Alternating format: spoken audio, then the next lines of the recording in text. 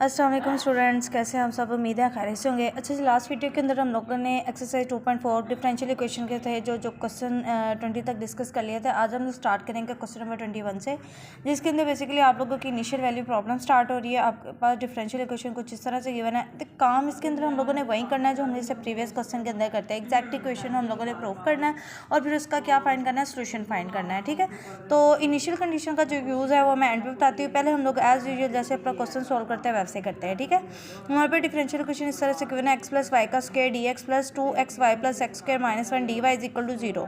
सबसे पहला स्टेप हमारे इसके अंदर होता है कि हमने एम और एन डिसाइड करना होता है। तो डी एक्स के साथ वाली टर्म को हम एम ले लेंगे और डी वाई के साथ वाली टर्म को हम एन कंसीडर कर लेंगे। तो एम इज इक्वल टू क्या आ जाएगा, एक्स प्लस वाई का स्क्वायर, और एन इज इक्वल टू आ जाएगा 2xy plus x square minus 1 आ जाएगा। अब हम लोगों ने क्या करना है, तो इनके डेरिवेटिव लेना होता है। एम का with respect to y derivative लेना होता है हमेशा, और एन का with respect to x derivative लेना है। एम का अगर with respect to y derivative ले तो सबसे पहले बात तो हम लोगों ने इस पे पावर रूल यूज़ करना है, बिकॉज यहाँ फंक्शन मिक्स फॉर्म है और होल स्क्वायर पड़ा हुआ है। तो पावर क्या हो जाएगी, स्टार्ट पे आ जाएगी पावर में से एक का मजीद इन साइड फंक्शन का क्या लेंगे, डेरिवेटिव लेंगे। ठीक है, तो देखिए एक्स प्लस वाई का इस पर जब डेरिवेटिव अप्लाई होगा तो हमने वाई की रिस्पेक्ट से लेना है, तो एक्स वाली टर्म तो वैसे ही जीरो हो जाएगी, वाई का वाई की रिस्पेक्ट से डेरिवेटिव क्या बन जाएगा, 1 बन जाएगा। ठीक है, उसके बाद हमारे पास इसको अगर सिंप्लीफाई करना है 2 - 1 से हमारे पास पावर क्या रह जाएगी, 1। तो मतलब फाइनल आंसर इसका बन जाएगा 2 टाइम एक्स प्लस वाई, और इसको मल्टीप्लाई करवा दे तो ये 2x प्लस 2y बन जाएगा। एन का with respect to x derivative लें तो हमारे पास क्या आ जाएगा, एक्स के रिस्पेक्ट से लेंगे तो y और 2 का एज अ कांस्टेंट ट्रीट करेंगे, एक्स का एक्स के रिस्पेक्ट से डेरिवेटिव 1 हो जाएगा, 2y रह जाएगा।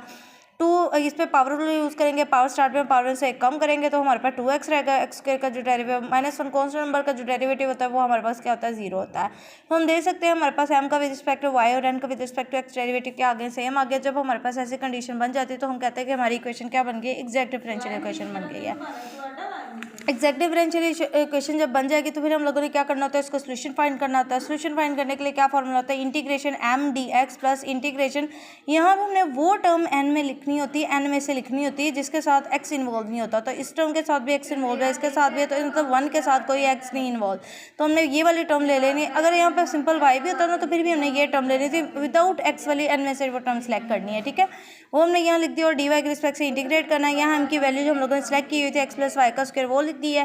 पहले तो मैंने स्क्वायर ओपन कर दिया, वो क्या हो जाएगा, ए स्क्वायर प्लस बी स्क्वायर और प्लस 2ab वाले फॉर्मूला से फर्स्ट टर्म का स्क्वायर सेकंड टर्म का प्लस 2ab, फर्स्ट और सेकंड टर्म के प्रोडक्ट साथ आ जाएगा, और साथ आ जाएगा dx के रिस्पेक्ट से इंटीग्रेशन माइनस हमारे पास क्या आ जाएगा 1 का। जब सिंपल इंटीग्रेशन करेंगे तो क्या होता है, यहाँ से सपोज करेंगे जो भी कांस्टेंट हो इसके साथ वाई या कुछ भी होगा साइड पे, अगर सिंपल 1 की इंटीग्रेशन जिस वेरिएबल के रिस्पेक्ट से की जाती है वेरिएबल वहाँ पे क्या हो जाता है, जनरेट हो जाता है। तो यहाँ पे वाई आ गया है, ठीक हो गया। माइनस इसके साथ ऑलरेडी था तो हमने माइनस पे लगा दिया। अब हम लोगों ने ईच टर्म के ऊपर यहाँ पे डी एक्स की रिस्पेक्ट से इंटीग्रेशन लगानी है, तो एक्स की पावर में क्या करेंगे, एक ऐड करके डिवाइड करवा देंगे। इसी तरह वाई के अंदर एक्स इन्वॉल्व नहीं है, लेकिन हमने इंटीग्रेशन एक्स की रिस्पेक्ट से करनी है, तो वाई स्क्वायर को एज अ कांस्टेंट ट्रीट करते हुए तो सपोज करेंगे इनसाइड 1 रह गया, और 1 का इंटीग्रेशन जब डी एक्स के रिस्पेक्ट से कर रहे होंगे तो हमारे पास वो वेरिएबल जनरेट होता है जिसके रिस्पेक्ट से इंटीग्रेट कर, तो यहाँ पे एक्स जनरेट तो एक्स वाई का स्क्वायर आ जाएगा, प्लस आपके पास यहाँ पे क्या रह जाएगा, एक्स के रिस्पेक्ट से इंटीग्रेट करें तो 2 by as a constant treat करते हैं, एक्स की पावर में एक ऐड और उसी से डिवाइड करवा दिया। यहाँ पे मुझे सिंप्लीफाई करने की जरूरत है, तो 2 से कटिंग हो गया, हमारे पास फाइनल आंसर ये बन गया।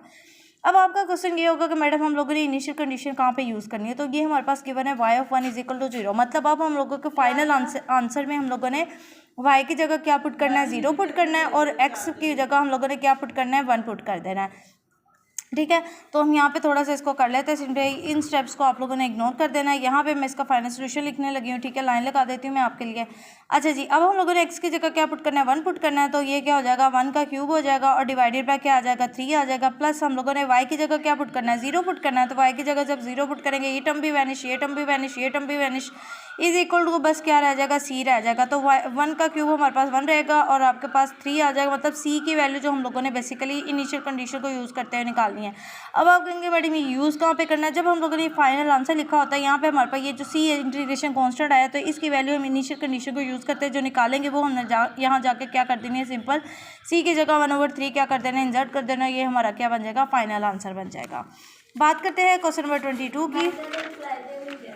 क्वेश्चन नंबर 22 के अंदर हमारे पास क्या है, डिफरेंशियल इक्वेशन कुछ इस तरह से गिवन है, e raise to power x plus y d x plus 2xy two plus x plus y e raise to power y d y is equal to 0 और साथ हम लोगों के पास एक initial condition y of 0 is equal to 1 given है।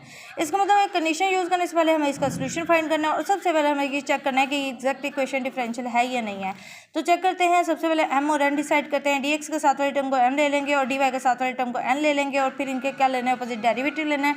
और अगर मेरे बेटा आप मेरे चैनल पे न्यू हो और अभी तक मेरे चैनल को सब्सक्राइब नहीं किया तो काइंडली मेरे बेटा कर ले, रिक्वेस्ट है। और ज़्यादा से ज़्यादा दूसरों से क्या किया करे, शेयर किया करे। शेयर करना क्या होता है, सदका जारिया होता है। मे भी मेरी वजह से, आपकी वजह से किसकी हेल्प हो जाए, हेल्प करना क्या होता है, अच्छी बात है। और जो कमेंट सेक्शन में ज़रूर बताया करें अगर आपको वीडियोज़ अच्छी लगती हैं, उनकी समझ आती है, अंडरस्टैंडेबल होती हैं। और वीडियो को कंप्लीट वॉच किया करें। कंप्लीट वॉच करने से क्या होता है, हमारे क्वेश्चन के साथ जो एक इंगेजमेंट, एक लिंक, एक चेन बन चुकी होती है ना, वो हमारी स्ट्रॉन्ग हो जाती है। जब आप वीडियो कंप्लीट वॉच कर लेंगे फिर एटलीस्ट वीडियो में समझे हुए क्वेश्चन में से एटलीस्ट एक क्वेश्चन ज़रूर ट्राई किया करें खुद से और कमेंट सेक्शन में बताया करें कि आप लोगों से क्वेश्चन सॉल्व हो गया और अल्हम्दुलिल्लाह आपको चीज़ आओगी अच्छे से अंडरस्टैंड हो गई है। एम का हम लोगों ने with respect to y derivative लेना है, एन का विद रिस्पेक्ट टू एक्स लेना है। तो यहाँ पे बात करते हैं, इसके अंदर वाई इन्वॉल्व है तो इसका डेरिवेटिव वैसे ही 0 हो गया। वाई का वाई के रिस्पेक्ट से डेरिवेटिव क्या आ गया, 1 आ जाएगा।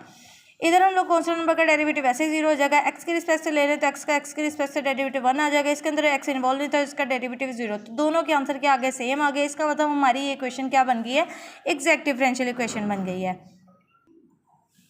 जब हमारे पास एग्जैक्ट डिफरेंशियल इक्वेशन बन जाएगी तो फिर हम लोगों ने फॉर्मूला लगाना होता है integration m d x plus यहाँ पे हमारे पास वो टर्म लिखनी होती है जिसके अंदर एक्स नहीं होता है, विदाउट एक्स, एन के अंदर से और सार डी वाई के रिस्पेक्ट से इंटीग्रेट करना होता है इक्वल टू सी होता है। ठीक हो गया। अब हम लोग चेक लेते हैं कि हमारे पास एम की वैल्यू क्या e raised power x plus y है और एन के अंदर वो टर्म लेनी है जिसके अंदर एक्स इन्वॉल्व नहीं होगा। तो यहाँ 2 के साथ एक्स इन्वॉल्व नहीं है, उसके साथ नहीं है। इसका मतलब 2 plus y e raised power Y, ये हम लोगों ने यहाँ से टर्म सेलेक्ट करनी है और यहाँ पे एम की जो वैल्यू वो हम लोगों ने क्या कर देनी है, अब अपने फॉर्मूला के अंदर इंसर्ट कर देनी है।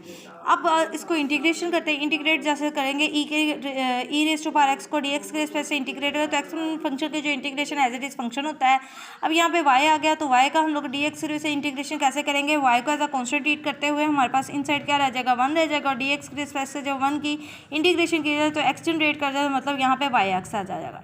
अब बात करते हैं इसकी 2 वाला भी सेम ऐसे ही केस करना है। आप लोगों ने 2 को एज अ कॉन्स्टेंट कंसीडर करते हुए बाई लिख देना है। इन इंटीग्रेशन के अकॉर्डिंग इनसाइड 1 रह जाएगा और डी वाई के रिस्पेक्ट से जब इंटीग्रेट करेंगे तो यहाँ पे वाई का फंक्शन इन्वॉल्व हो जाएगा, मतलब आंसर 2y बन जाएगा। तो ये मैंने यहाँ पे लिख दिया है। अब बात आ जाएगी यहाँ पे तो फंक्शन आ गए प्रोडक्ट में और दोनों फंक्शन के अंदर वाई इन्वॉल्व हो रहा है और डी वाई के रिस्पेक्ट से इंटीग्रेट करना है। तो यहाँ मेरे बेटा बात आप लोगों ने बहुत गौर से समझनी है। यहाँ पे हम लोगों ने बाय पार्ट्स का फॉर्मूला लगाना है।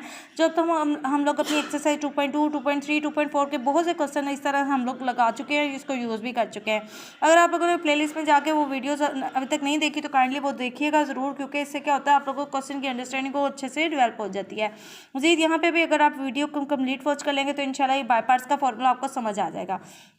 अब लगाना कैसे होता है, यहाँ पे हमारे पास 2 फंक्शन प्रोडक्ट में आ जाते हैं तो इनको डिसाइड कैसे करना होता है कि हम लोग ये इंटीग्रेशन बाय पार्ट्स का फॉर्मूला होता है integration u d v is equal to u dot v minus integration v d u. Main काम आपका होता है यू और डी वी को सिलेक्ट करना। अब इस फंक्शन में एक को यू और एक को डी वी सिलेक्ट करना है। सिलेक्ट कैसे करना है, तो ये हमारे पास रूल होता है आईलेट का। आईलेट का रूल क्या करता है, पहले इन्वर्स फंक्शन होना चाहिए, फिर लॉगरिथमिक, अरिथमेटिक या अलजेब्रिक कह सकते हैं, उसके बाद हमारे पास ट्रिग्नोमेट्रिक फंक्शन होता है, फिर एक्सपोनेंशियल फंक्शन है। हमने देखना कौन सा फंक्शन पहले आ रहा है उसको यू डिसाइड करते हैं, कौन सा फंक्शन बाद में आ रहा है उसको हम लोग क्या डिसाइड करते हैं, डी वी सिलेक्ट करते हैं। तो अलजेब्रिक फंक्शन पहले आ रहा है और एक्सपोनेंशियल फंक्शन बाद में आ रहा है, तो इसका मतलब वाई को हम लोगों ने यू सिलेक्ट कर लिया और डी वी को हम लोगों ने क्या सिलेक्ट कर लिया, e raise to power y d Y.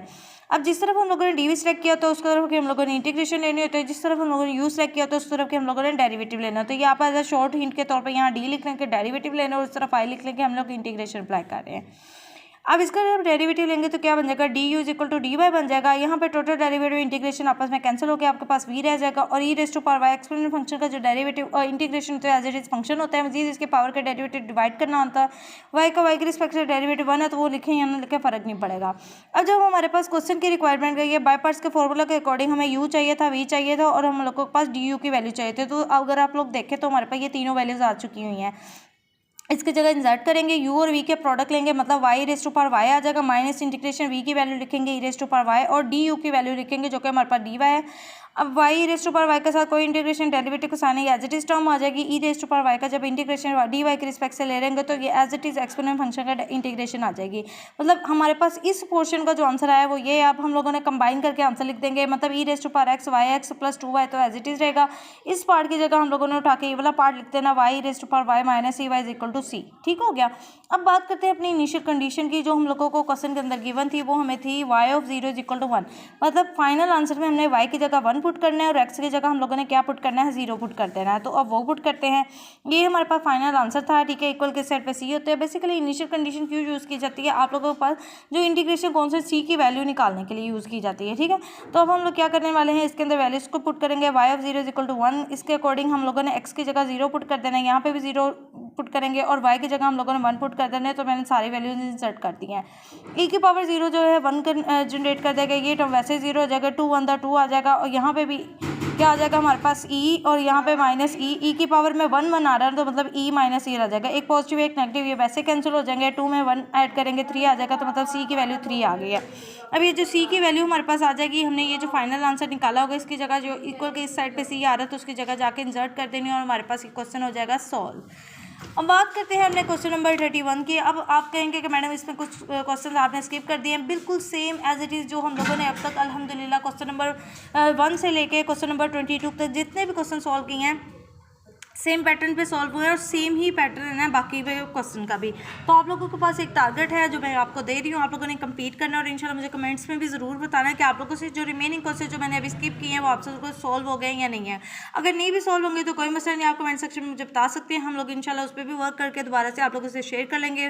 उसी डिस्क्रिप्शन में मेरे व्हाट्सअप ग्रुप का लिंक भी मौजूद है, उसके थ्रू आप मुझे ज्वाइन भी कर सकते हैं। वहाँ पर आप लोग मेरे साथ किसी भी मैथ से रिलेटेड कोई क्वेश्चन है या इसी लेक्चर के हवाले से कोई क्वेरी है वहाँ पर भी डिस्कस कर सकते हैं। ठीक है, अच्छा जी, क्वेश्चन नंबर जो 31 से 36 तक क्वेश्चन ऑनवर्ड जा रहे हैं ना, इनको समझने के लिए आप लोगों ने गौर से समझना है। कोई एक्स्ट्रा स्टेप नहीं, सिर्फ स्टार्टिंग थोड़ा सा चेंज होगा बिकॉज यहाँ पे क्वेश्चंस आप लोगों की नॉन एग्जैक्ट प्रॉब्लम बन जाती है। नॉन एग्जैक्ट प्रॉब्लम के लिए हम लोगों ने क्या करना होता है, हमारे पास ये देखें डिफरेंशियल इक्वेशन गिवन है 2y का square plus 3x dx plus 2xy dy is equal to 0। अब हम लोगों ने सबसे पहले तो वही स्टेप पहले अप्लाई करना है कि इसको चेक करना है एग्जैक्ट है या नॉन एग्जैक्ट है। नॉन एग्जैक्ट है तो फिर फर्दर बताती हूँ कि इसमें स्टेप रिपीट क्या करना होता है।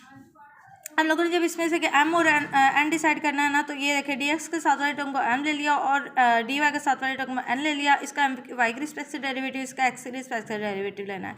y के रिस्पेक्ट से डेरिवेटिव लेना है 2 तक क्या आ जाएगा 4y आ जाएगा, इसके साथ y इन्वॉल्वमेंट था डेरिवेटिव 0 हो गया। x के रिस्पेक्ट से लेंगे तो 2y का कॉन्स्टेंट इनका x के रिस्पेक्ट से डेरिवेटिव 1 हो गया, आपके पास 2y।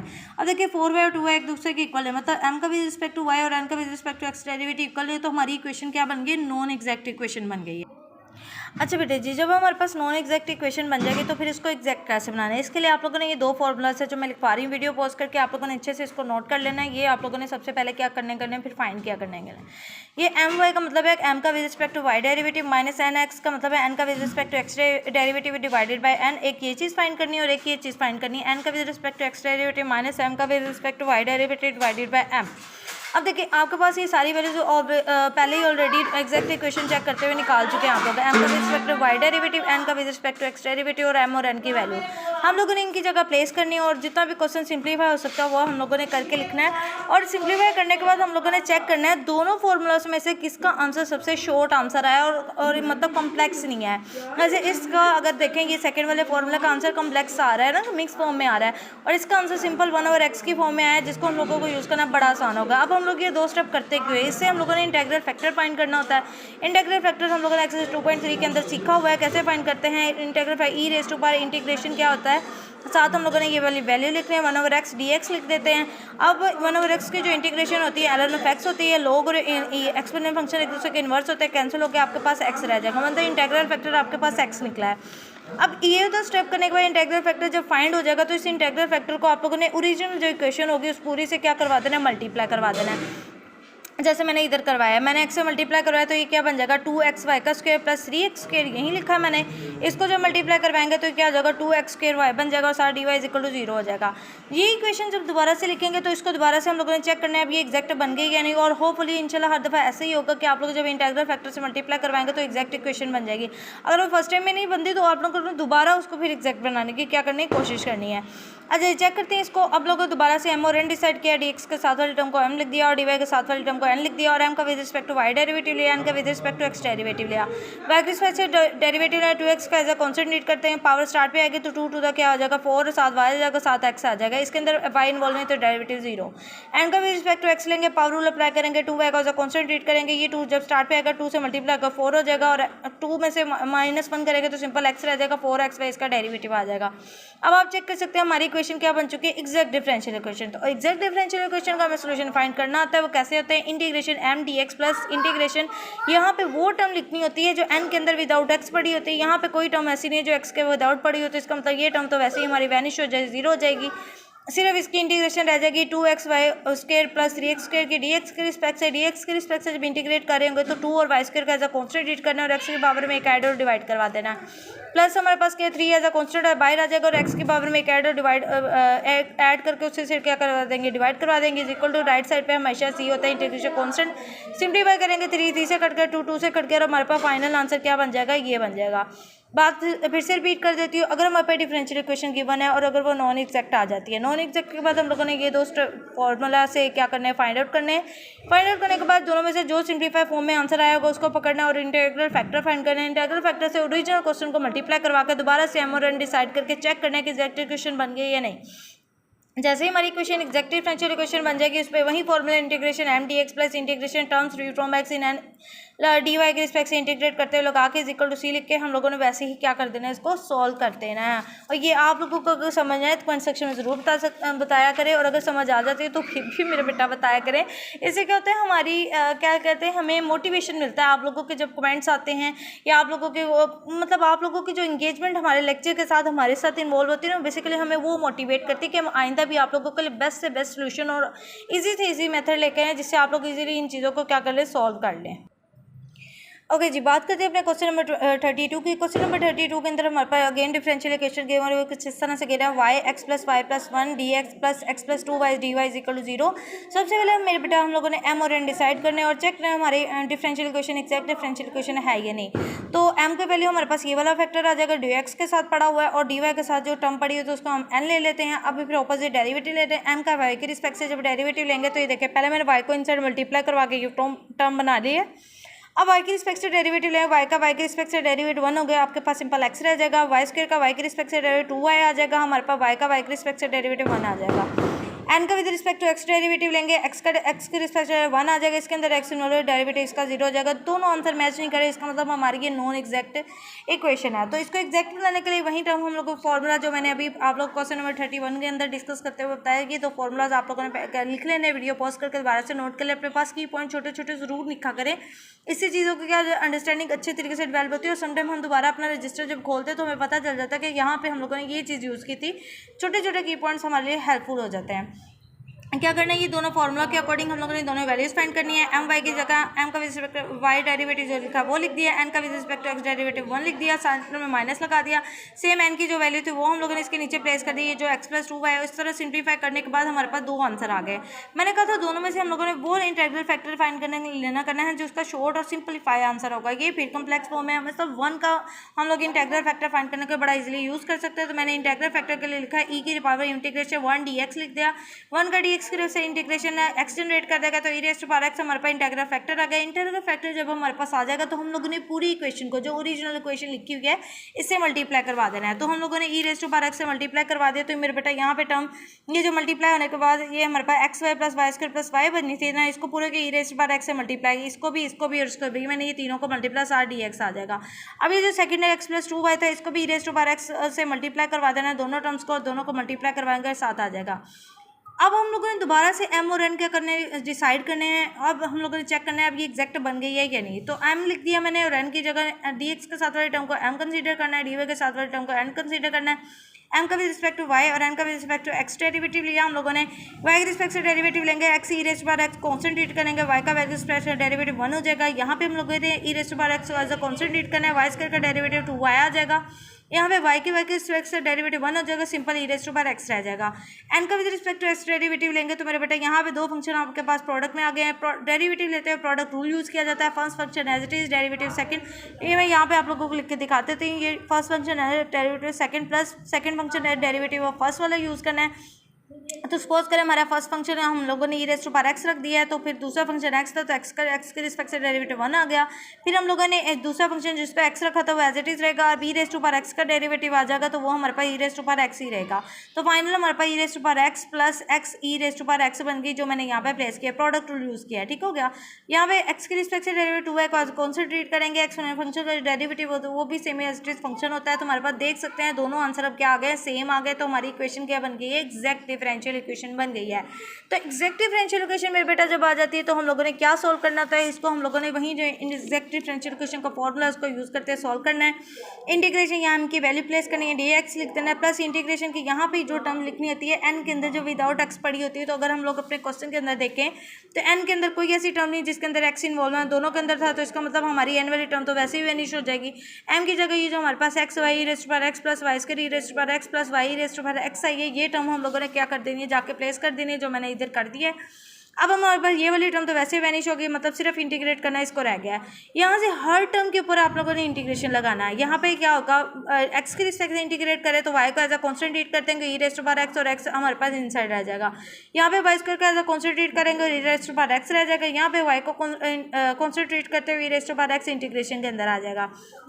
अब ये देखें, इन दोनों की इंटीग्रेशन लेनी तो बहुत आसान है। अब मसला यहाँ पे आ जाएगा जब दो फंक्शन यहाँ पे प्रोडक्ट में आ गए। अब यहाँ पे प्रोडक्ट रूल यूज़ नहीं होगा मेरे बेटा, इंटीग्रेशन जब आ जाएगी, जब इसके अंदर दो फंक्शन प्रोडक्ट में पड़े होते हैं तो हम बाय पार्ट्स का फॉर्मूला यूज़ करते हैं, जो मैंने इससे प्रीवियस क्वेश्चन में भी इसी वीडियो के अंदर आप लोगों को रिवाइज भी करवाया। तो क्या रूल यूज़ करते हैं, आइलेट का इनवर्स, लोगरिथमिक, अलजेब्रिक, ट्रिग्नोमेट्रिक और एक्सपोनेंशियल फंक्शन है। हम लोगों ने चेक करना होता है इसमें से कौन सा फंक्शन पहले आ रहा है। तो ये अलजेब्रिक फंक्शन है, ये एक्सपोनेंशियल फंक्शन है।